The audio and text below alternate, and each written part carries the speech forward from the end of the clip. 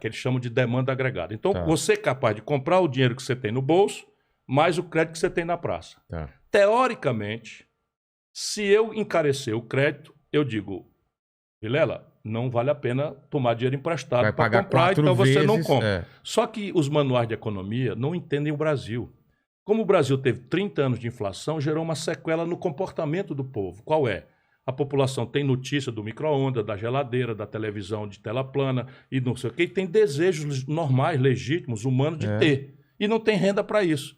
Aí a Casa Bahia, Magazine Luiza e tal, conhece essa psicologia e vende 3 televisões e entrega uma. Como? Picando o valor da televisão em 36 vezes, O valor que ela pode sem pagar, juro, de maneira que a prestação cabe no bolso. Então o cidadão não faz o cálculo do juro, porque não tem educação financeira e eles ainda mentem, sem nenhuma punição, de que estão vendendo sem juro. Aí você olha o preço de uma televisão nos Estados Unidos, se você entrar na internet, a mesma TV, enquanto é lá e quanto é aqui, você fica enlouquecido. Aí eles dizem assim, não, mas é por causa dos impostos. Não é, juro. É juro em cima de juros. E isso não. E a inflação brasileira definitivamente não é mais gente querendo e podendo comprar do que mercadoria, que é a inflação de demanda. Não é. Porque hoje você tem mais ou menos 1/3 da capacidade de produção do Brasil parado.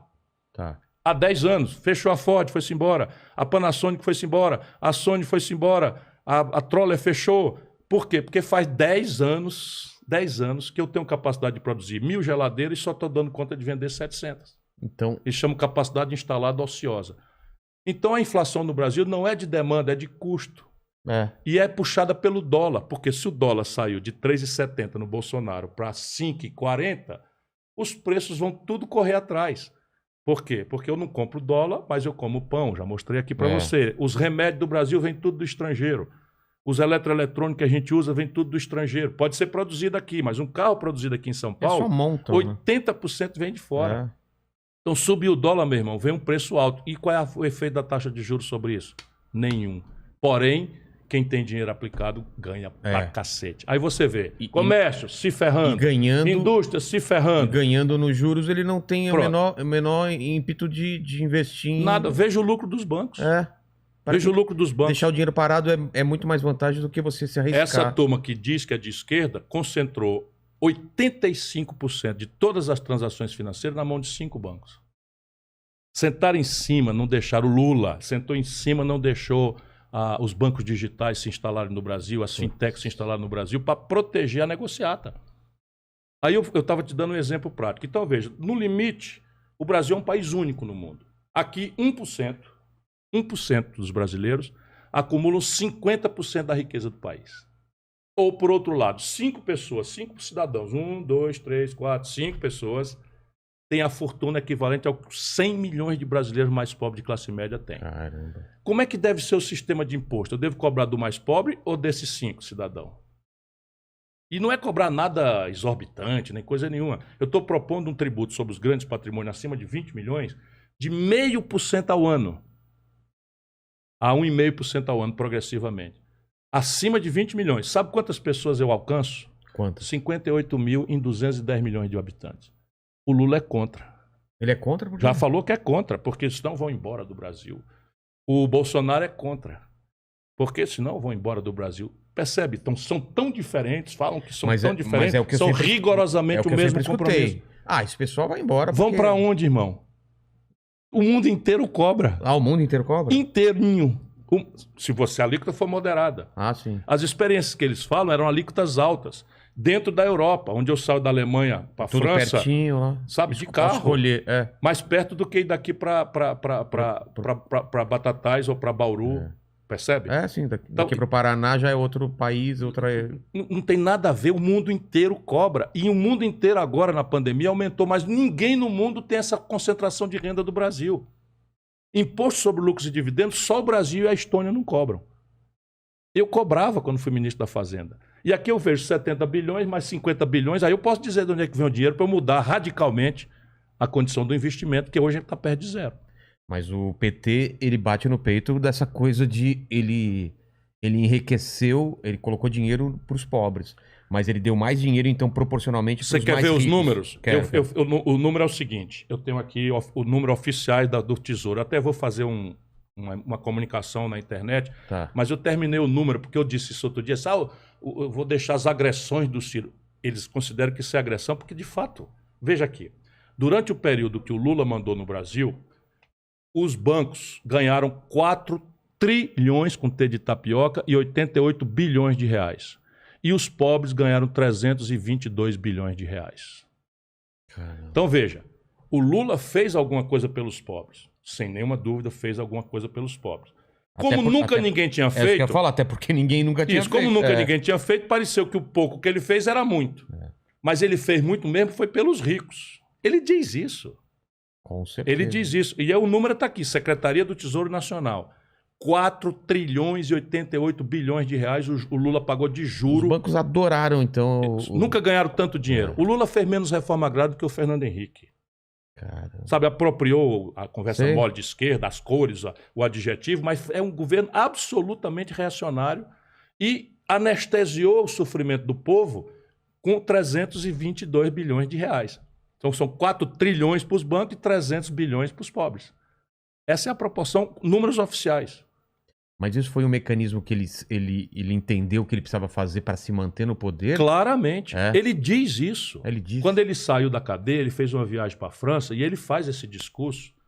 Né? O Lula é uma pessoa que parou no tempo. Ele é um cara genial lá atrás, um político extremamente experiente, um carisma imenso. E eu não duvido que ele tem bem-querer pelo povo, mas é de cima para baixo.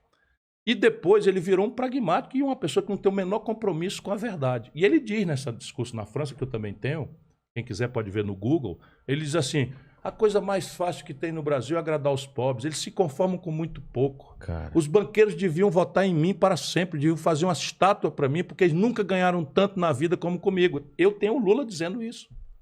E eu fui ver os números. Mas quando eu digo assim, o Ciro agride, eles não querem que a população saiba disso. Que absurdo isso. Uhum. Então a gente vem agora para Bolsonaro. Por que o Bolsonaro? Vamos lá. Por que o Bolsonaro se elegeu? Vamos raciocinar juntos. O Bolsonaro era um deputado brilhante. Não. Tomou posições históricas sobre tais e quais assuntos. Longe Ninguém disso. sabia quem era. É. Né? Bolsonaro é um homem que tem uma obra. Né? O Um Bolsonaro escritor. um intelectual importante, ajudou a consolidar uma teoria. Eu acho que não.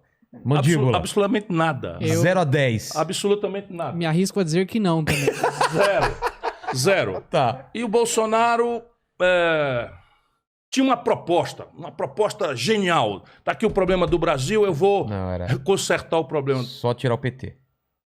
Aí você chegou na chave da questão.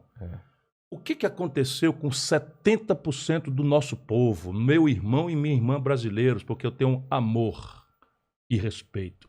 70% dos eleitores dessa cidade de São Paulo, desse estado importante do Brasil, locomotiva desse Brasil moderno que eu sonho para todos, votou no Bolsonaro. 70% do povo do Rio de Janeiro, onde há a maior concentração de artistas, intelectuais, cientistas, jornalistas por metro quadrado, talvez fora de Hollywood. 70% do Rio de Janeiro votaram no Bolsonaro. 70% do povo de Minas Gerais, do Tancredo Neves, do Tiradentes, enfim, os mineiros, cara, Zé Bonifácio de Andrada. 70% de Minas Gerais votaram no Bolsonaro.